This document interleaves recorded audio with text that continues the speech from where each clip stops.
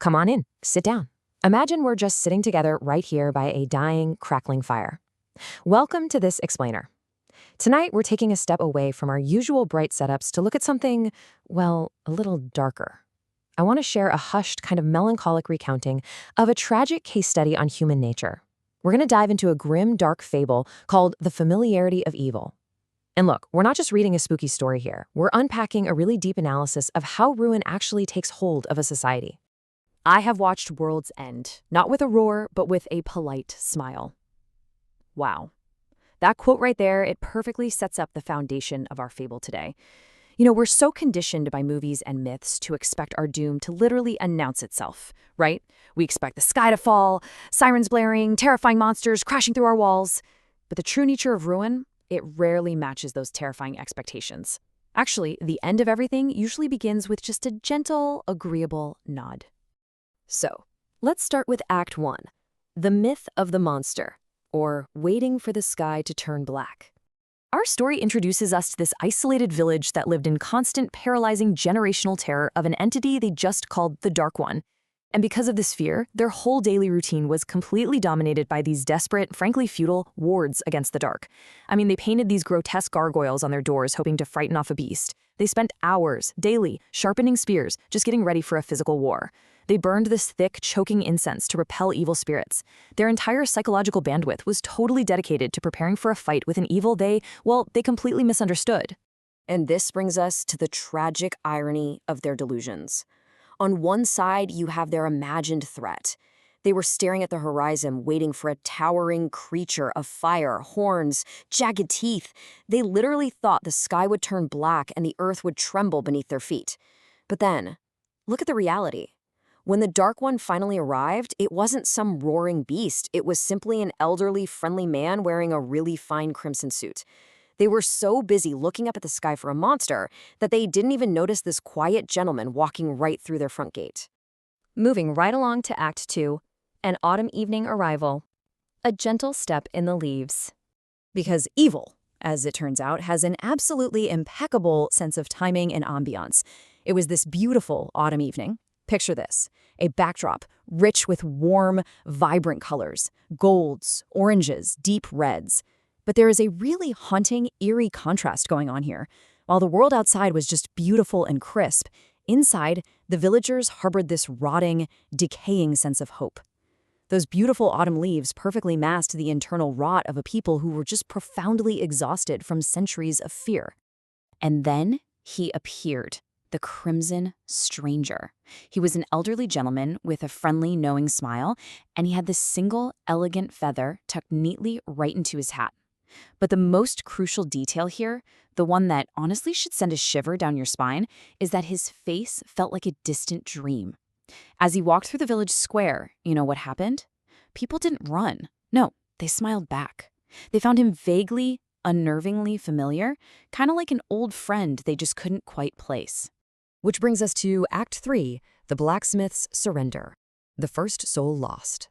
To truly understand how an entire village falls, we kind of need to zoom in on a single tragic micro-narrative. The stranger, he didn't go to the mayor or the local military leader. No, he went straight to the local blacksmith. First off, this blacksmith was just broken. He was suffering from absolute exhaustion after years of endlessly forging spears for a monster that just never showed up. Next, the stranger didn't threaten him at all. Instead, he offered a simple, entirely reasonable suggestion on how to double the blacksmith's output so he could finally, just take a break. And finally, the quiet, willing surrender. The blacksmith became the very first villager to trade away his essence, his soul. Not at the point of a sword, but simply for the sweet, desperately needed promise of rest. The source material puts it perfectly. He spoke with the quiet confidence of an old friend, his voice smooth and devoid of any malice. Think about that. The stranger didn't use dark magic, he didn't use fear, he just used the comforting, smooth tone of someone offering genuine help. He sounded exactly like empathy. He sounded like relief.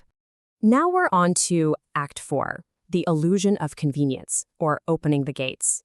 So, how does a single compromised blacksmith turn into an entire fallen village?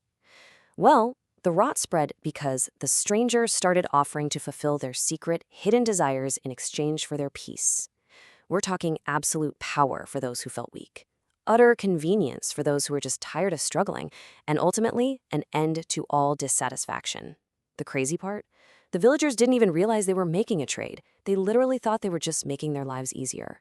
Let's look at the immense psychological difference here.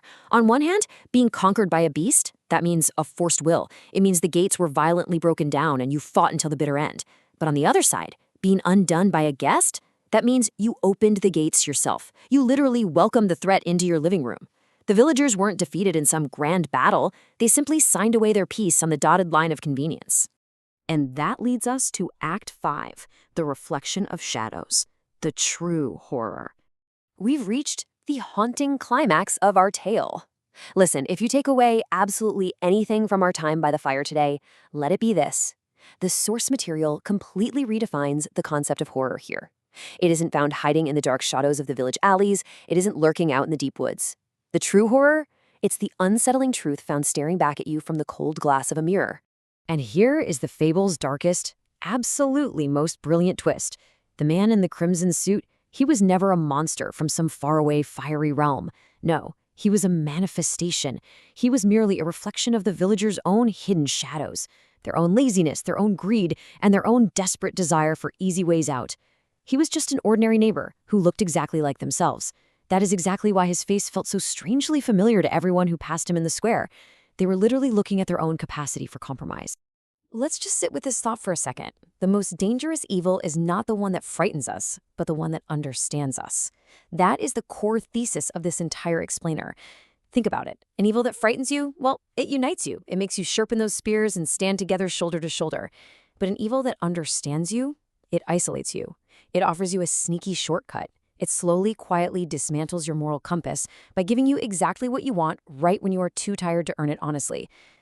I want to leave a question ringing in your ears long after this fire dies down. When you look into the mirror tonight, what quiet conveniences have you welcomed in? What moral shortcuts have you taken just to get a little bit of rest? And ultimately, whose reflection is truly staring back at you?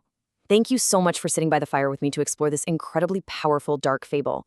Until next time, stay curious, and hey, be careful who you invite inside.